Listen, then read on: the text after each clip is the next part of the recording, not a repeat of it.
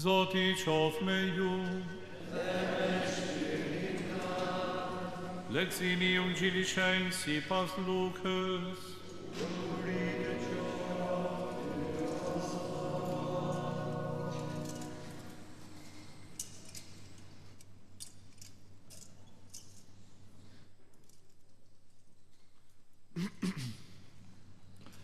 Në atë kohë, ja vëhen disa e i treguan që ka kishte ndodhur disa Galileasve gjakun e të cilëve Pilati e kishte përzierë me gjakun e flive të tyre.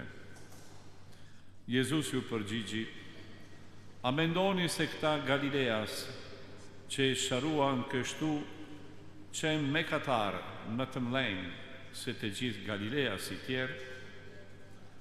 Unë po ju them, jo. Por nëse ju nuk thekeni ka hyj, të gjithë do të sharoni si ata. A kujtoni se ata që të 18 mbi të cilët e ra kulla e Siloes le i mbyti qenë më të mëdhenj mëkatar ndër të gjithë banorët e Jeruzalemit? Unë po ju them, jo. Por nëse ju nuk thekeni ka hyj, të gjithë do të sharoni si ata. Atëherë, u tregoj këtë shembol tyr. Një njeri e kishte një fik të mbjell në vreshtin e vet. Shkoi, kërkoi fryten e të, por nuk gjeti. Atëherë i tha vreshtarit: ja tash 3 vjet po vi e po kërkoj frytin e këtij fiku e nuk po e gjej. Preje, pse ta shfrytëzoj kot të tokën? Ai përgjigji: zotëri, lere edhe këtë vit që ta mik për rreth e ti qes pleh. Ndoshta në të ardhmen do të jap fryte, po që se jo, atëherë do ta presesh. Fjala e Zotit, lavdi ty, o Krisht.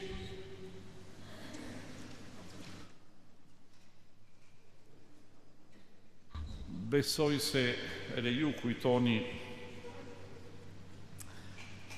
disa vit përpara, jo shumë, ku ka qenë tërmeti këtu në Shqipëni, edhe këtu në Tiranë kemi lëkundë mjaftë, po dëmtime më të mëdha ka qenë Durrës, në Thuman e tjera, se me njerë doli shumë njerëz në televizor edhe disa predikataret duke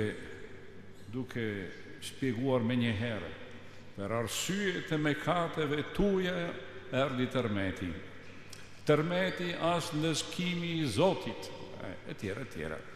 Me nëse lexojmë Ungjilin që kemi lexuar tash, duket se ja është një shpjegim jo urt, është një shpjegim ndoshta bazuar më mbi frikat njerëzore, sepse çka është në vërtet planin e Zotit e mënyrën e Zotit në të cilin Zoti vepron ndaj njeriut.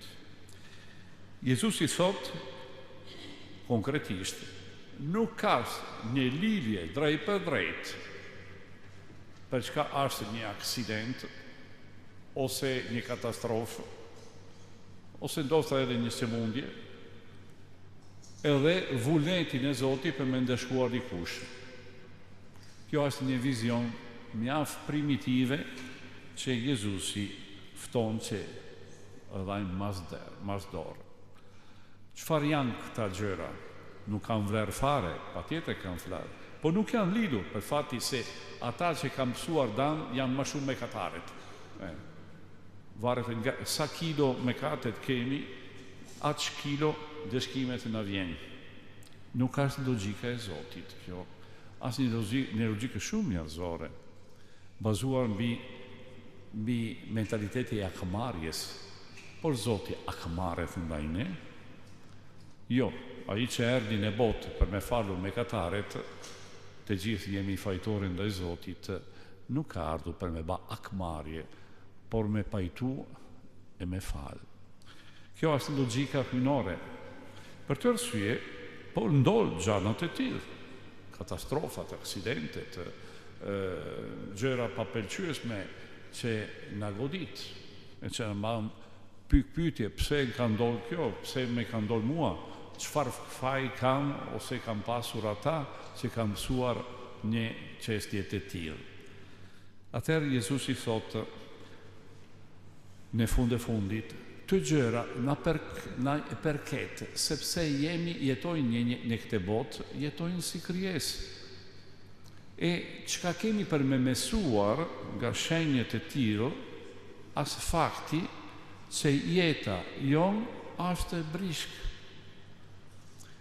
E ky është shumë rëndësishme me kuptuar, sepse gjithmonë çdo prej nesh e njeriu në përgjithësi ka ide, o më mirë, iluzion për me dominuar çdo gjë e për me pasur çdo gjë nën kontroll. Per arsye që jetojnë në këtë planet që ka dinamikat e veta, kemi edhe katastrofa natyrore, i përket për botat në të cilit jetojnë, nuk varet nga mëkatet që kemi bërë. Por fatësi është kur ne nuk mësojmë mësimi. E çfarë është mësimi që duke me mësuar? Mësimi është ki kujdes se sot jeton s'noshe mirë, e nesër të shku në punë me makinë, ban një aksidente, e mas nesër janë të spitalu të rakë, të traumave. Sa herë ka ndodhur kjo punë? A për arsye të mëkateve, o ashtë për arsye se trafiku i Tiranës ka ligjet e veta, ose pse pa kujdesmëri njerëzore skakton aksidentet e gjana të këqija. Por mësimi është kjo, mendon për jetën tënde duke vlerësuar çdo moment që jeton, sidomos sot që je s'noshe mirë, sepse nesër nuk dim, sepse jeta jon është një jetë ashtu, brishk, mjafton pak për me prish çdo ekuilibër. Shumë prej nesh e kam përjetuar këtë gjëra, në mënyrë ose në tjetër, po nëse nuk kemi përjetuar personalisht, shikoj që ndodh në botë afër nesh, e mendojnë atëherë duke me shfrytzuar mirë kokë deri kur ka mundësi për me shfrytzuar. E për me shfrytzuar për çka, Jezusi thotë? Për kthimi, për me vlerësua jetën në sytë e Zotit, për me ndryshuar gjëra e gabuar që akoma ndoshta karakterizon jetën tonë. Mos mendon kanë kohë, du të bajnë nesër, janë akoma i ri, kemi kohë, sa kohë, pse të rinjtë nuk kanë aksidente, nuk kanë rastëdekjes mes të rinjve. Jeta është çka është. Shfrytëzo tani që je në kohë.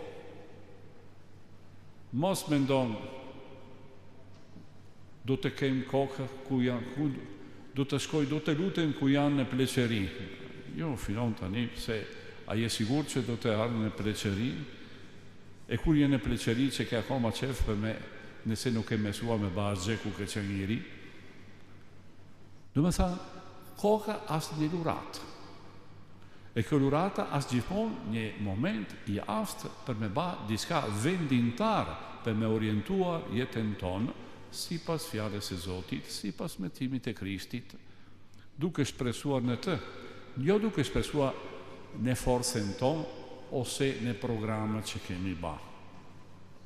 Sepse vërteta është se iluzionin tonë është se jemi pronare të kohës. Se koha në duar tona e programojnë si pas mendimin ton o pëlqimin ton çdo gjë. Por këta nxjerrje, tu kemi një disa vrasje gjatë në kryengritje, ose në rastin e dytë as një kulla që ka renuar ashtu aksidentalistë në mes të turmes të njerëzve, duke shkatuar vdekja e disave.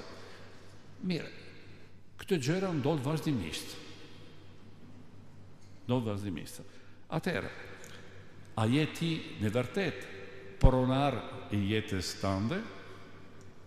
Jo, je duke përdoru jetën tënde, po nuk je pronari, sepse nuk e ti që ke gjeneruar kjo jetë. Kjo jetë e ke si duratë, nuk e prodhuar ti jetë që ke. Si nuk e plotësisht në duar në tënde, kohë për me jetuar. Kjo varet nga shumë gjëra që janë jo programuar e se vjenë ashtu në mënyrë disa herë papritur. Ne kemi iluzion për me qenë pronarët e jetës e të kohës, por nga ana e fesë ne dim që vete një ashtë pronari, ai që la ka gjeneruar. E atëre kujtojnë se si kemi lezuar në lezimin e parë, ku zbulon emrin e ti, Zoti thot, unë jam ai që është. Veten ai është çka është. Do me thënë, asë gjithmonë i pranishëm, asë burimi e ekzistencës, asë ai që asë aferteje për të shpëtuar në çdo moment, sepse ne të nuk ka asë kalume, asë arme, por gjithmonë i pranishëm, unë jam ai që është, jo që kanë qenë o do të jem. Unë jam tani, gjithmonë, në mënyrë vazhdueshëm. Kjo është qenja hyjnore ndryshme nga qenjen tonë, që jeton në një anshim. Po anshimi është një pranishëm vazhdueshëm, që nuk ka ndërprerje në vetë. Vetëm ai ka kjo karakteristika, ndryshe nga ne që jemi krijesat. Për të arsye koha e jetës sonë kalon, e disa herë kalon në mënyrë papritur. Kjo është realitet, është realizmi. Jezusi ban një fjalim që është realistik, jo iluzion. Për të arsye vlerësojmë për gjana të rëndësishme çdo moment që kalojnë. Shikojnë jetën tonë si kalojnë koha e si spenzojnë kohën. Sepse shpesh dëgjoj në kontekste ndryshme njerëz që kur propozohet diçka, për shembull me bën një përgatitje spiritërore, me përgatitë mirë sakramente, nuk kanë kohë. Pyetja është, a ke jetë? Nuk kanë kohë. A pse e ke ti pronari i kohës? Iluzionin tonë është me që fati që harojnë që jemi pronaret e orës, jemi pronaret e një agjendë, jemi pronari i kalendarit, po nuk jemi pronari i kohës. Ne kemi mundësi për me catuar në orën tonë çdo alarmë për me bërë diçka, kemi mundësi për me shënuar në agjendën angazhimet tona si na pëlqen neve, edhe për vitet, kemi mundësi për me zgjelu një kalendar dielor ose hanor, me ndarë kohës si na pëlqen neve, po nuk jemi pronari i kohës e jetës, po jemi pronari i kalendarit, pronari i agendet e pronari e orës, që nuk është e njëjtë gjë. Kjo është urtia që na vjen nga fjala e sotme. Mam pyetje, çka komandoj unë në jetën time në vërtet, për çka është zhvillimi i kohës, sa gjatë është, o vetëm si mbushet në këtë moment. Sepse si do të mbushet nesër, nuk ka sikur fare. E këtu nuk duke me jetuar si një pasiguri, po si një angazhim me jetuar mirë momentin e sotme me gjana që kam vlerë për me qenë jetuar, e duke menduar se çka duke me ba patjetër, si ndryshimi i jetës, korrigjimit të veseve, kërkimit të faljes, gjanat e tij, duke me ba tash sa më shpejt. Jo në vite ndoshta kur do të kemë, ti nuk je pronari për armën. E ke ndorë vetëm këtë moment që ke në këtë instant. Edhe pjesa e dytë që është një shembulltyr shkon në këtë drejtim. Plotson mësimi mbi vlera e kohës. Jezusi në tregon kjo shembulltyr i fikut. Një pronar që është hyj, pa tjetër, është Zoti, për që thonë Zoti, shkon me kërkuar frytet. Shkon të vreshtari, e thoi prerje, pse nuk ban fryt, sepse janë 3 vjetë që unë kërkoj. Me tingulon një fije veçant kjo 3 vjetë, sepse besoj se ka një aluzion nga ana e Lukës për 3 vjetë e predikimit e Jezusi në këtë botë. Jezusi erdhi e për 3 vjetë e ka ushtrua misionin e tij mesianike, sidomos nëpërmjet shenjat e predikimit. Mirë, për 3 vjetë unë kanë kërkuar se ky pema që është njerëzimi, që është Izraeli, ma jep frytet që kërkoj unë, frytet e hirit, frytet e pajtimit, e gjejnë veten fleta, do me thanë, veten aparencë, veten gjanat e jashtme, po jo me sostancë. Sostancë janë frytet, fiqet, jo fleta. Mirë, ata për 3 vjetë nuk kanë gjetur asgjë. Koha skadon, kalon koha. Jezusi, mas se kalon 3 vjetë në kohë, nuk vazhdo ma veprën e tij, se brenda këtë 3 vjetë e ka bërë të gjitha gjëra që ishte domosdoshme me thanë e me ba për shpëtimin e botës. Po nëse ti nuk e përfitua, nuk e filua me jep frytet e kthimit, frytet e pendeses, frytet e pajtimit me Zotin e me njerëz në këtë veprimtari që ban Zoti për ty, ndoshta nuk e shpres fare. Mos mendo që ka një armen, sepse vjen momenti të cili pema që nuk prolon ishe prej tokës, sepse nuk ka drejtë me shfryzuar kot toka. Por vjen një mesazh tjetër, që është mesazhi e durimit. Durimi që është shpresa jonë. Për të arsye, në qoftë ke akoma kohë në jetën tuaj, interpreton jo në mënyrë superficiore, por mendon se Zoti e ka durim me ty, ka durim me ne, ka durim me njerëzimin. Ta jep akoma një shtesë, një vit tjetër, në të cili ai që është vreshtari, Jezu Krishti që punon në këtë botë për shpëtimin e njeriut, e kisha se dhe përmjet sakramentet e sidomos fjalen e Krishti që predikohet, vazhdon me punuar në tokën e jetën tonë. Për rthimin tanë, për të ndryshua jetën, për të jep një shpresë e re, ke akoma, po kokë nuk asta pa fundë, akoma një vit e jo ma tepër. Akoma një vit e jo ma tepër.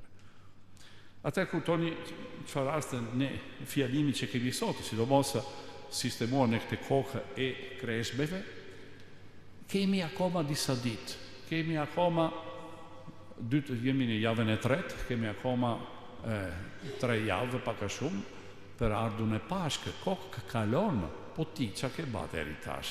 A ke filluar prodhuar ndonjë fryt? O je akoma vetëm me fleta? A ka filluar pranver në jetën tuaj, pse jemi në kohë e duhur?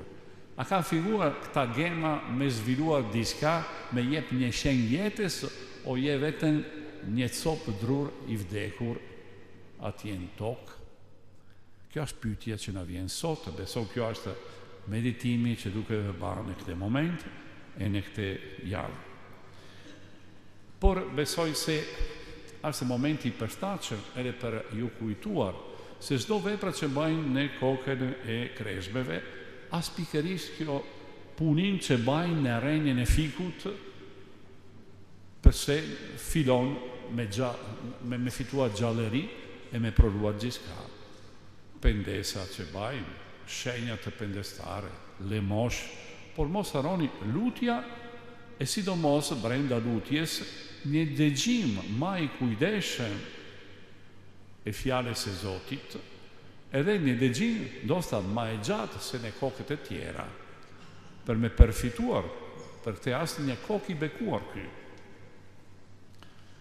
E për me ofruar akoma ma tepër një rastet të tillë, ju kujtoj se si familja gjithmonë në këtë periudhë kërkojnë një moment ma intensiv për me pranua një fjalë që prek në thellësinë që e njënton, që na kujton çka është pagëzimi që kemi marrë ose pagëzimi që jemi duke përgatitur.